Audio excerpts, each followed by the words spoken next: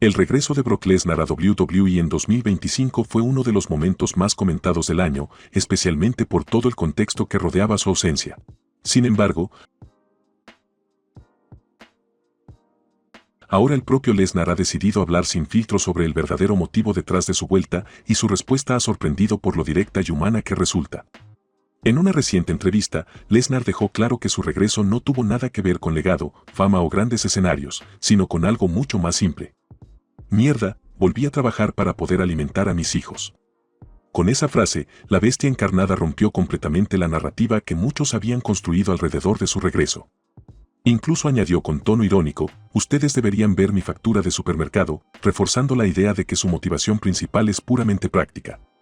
El propio Lesnar también dio más contexto sobre su situación actual, dejando entrever que este regreso no está pensado como una etapa prolongada dentro de la empresa. Dejé la empresa hace años y estoy agradecido de haber regresado por un corto tiempo aquí, así que estoy realmente agradecido por todas las oportunidades que he tenido en mi vida. Estas palabras apuntan claramente a que su presencia actual en WWE podría ser temporal, muy lejos de las etapas dominantes que tuvo en el pasado. Cabe recordar que Lesnar estuvo fuera de la programación tras los acontecimientos posteriores a SummerSlam 2023, antes de regresar de manera sorpresiva en SummerSlam 2025, donde atacó a John Cena. Desde entonces, ha tenido una participación activa en eventos importantes como Survivor Series y el Royal Rumble 2026, y ahora se prepara para un nuevo combate en WrestleMania 42 frente a Ova Femi. Lejos de la imagen de una superestrella que vuelve por gloria o protagonismo, se presenta como alguien que, pese a su estatus, sigue tomando decisiones por razones personales y familiares. El hecho de que él mismo anticipe que su etapa podría ser corta añade un elemento de urgencia a cada una de sus apariciones, haciendo que cada combate tenga un valor aún mayor. ¿Crees que este regreso más humano de Brock Lesnar cambia la forma en la que los fans lo perciben?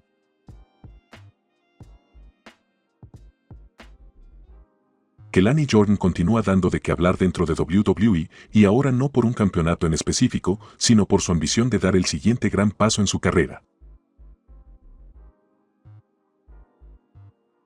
Tras consolidarse como una de las figuras más destacadas de NXT, donde hizo historia al convertirse en la primera campeona norteamericana de mujeres y sumar logros incluso fuera de la marca, la luchadora ya tiene claro que su futuro inmediato está lejos del territorio de desarrollo.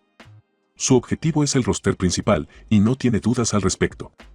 En una reciente entrevista con Busted Open Radio, Kelani Jordan fue completamente directa sobre sus aspiraciones dentro de la empresa, dejando en claro que se siente lista para competir en escenarios más grandes y frente a los mejores talentos de la compañía. Me encantaría estar ya en el roster principal. He tenido la oportunidad de estar en escenarios más grandes y luchar contra chicas de ese nivel, me encantaría estar en Raw o SmackDown. Creo que estoy lista y es mi momento perfecto, afirmó. Además, dejó ver que, aunque no descarta conquistar el Campeonato Mundial de Mujeres de NXT, su enfoque no está en ese objetivo. Pero si el Campeonato Mundial de Mujeres de NXT está en mi futuro, genial, estoy segura de que lo ganaría y sería una gran campeona, pero en realidad no pienso en ello. Sé que el roster principal es el siguiente paso en mi carrera y tengo la mira puesta en el Campeonato de Estados Unidos o el Intercontinental. Incluso respaldó su postura señalando que no es obligatorio dominar NXT para triunfar en el siguiente nivel, recordando casos anteriores dentro de WWE. Creo que se puede ascender al roster principal sin haber ganado nunca el campeonato de NXT, ya hemos visto a chicas hacerlo. Incluso cuando Becky Lynch estaba en NXT, no ganó el título al regresar. Tuvo la rivalidad con Tiffany Stratton y Lyra Valkyria cuando obtuvo el campeonato. Pero hay superestrellas que nunca han ganado el campeonato femenino de NXT y están triunfando en el roster principal. Para Kelani Jordan, el reto real no es subir, sino mantenerse relevante una vez en Raw o SmackDown, donde la competencia es mucho más exigente y las oportunidades suelen ser más limitadas. Jordan parece tener claro ese panorama y, por lo que ha mostrado hasta ahora, tiene argumentos para pensar en grande, aunque su verdadero examen comenzará cuando dé ese salto definitivo. ¿Crees que Kelani Jordan está lista para triunfar en el roster principal de WWE?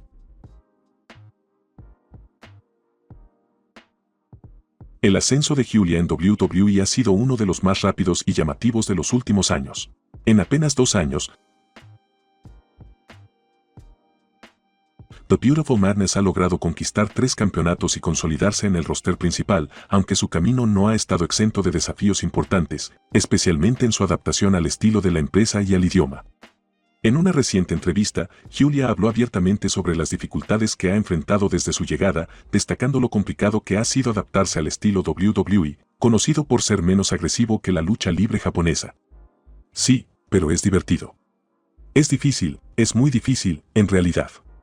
Pero sí, dije que me gusta aprender. Incluso me gusta esforzarme, declaró. También resaltó el reto que representa conectar con una audiencia global.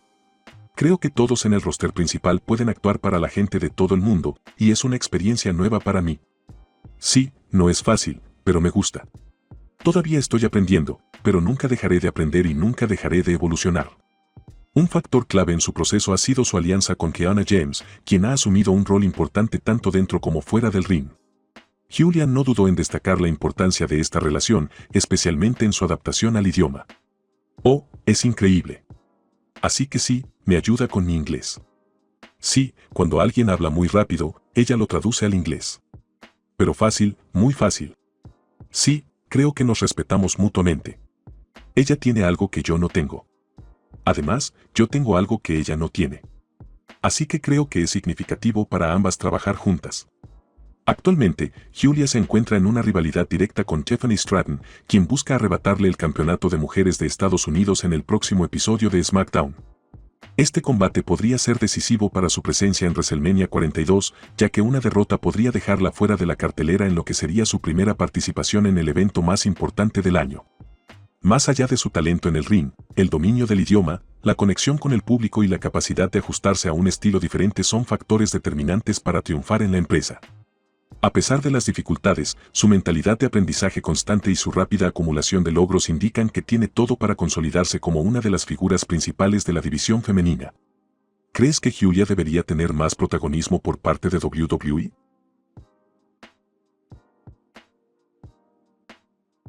La recordada rivalidad entre Bray Wyatt y LA Knight dejó una huella particular dentro de WWE, especialmente por la mezcla de estilos tan opuestos entre ambos.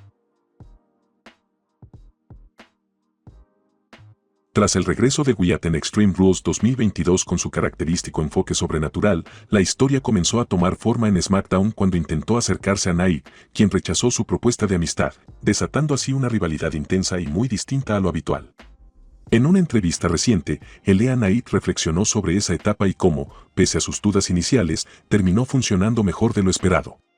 Cuando pienso en la idea de enfrentarme a este tipo que hace cosas sobrenaturales, me parece una combinación extraña, algo que normalmente no me entusiasmaría.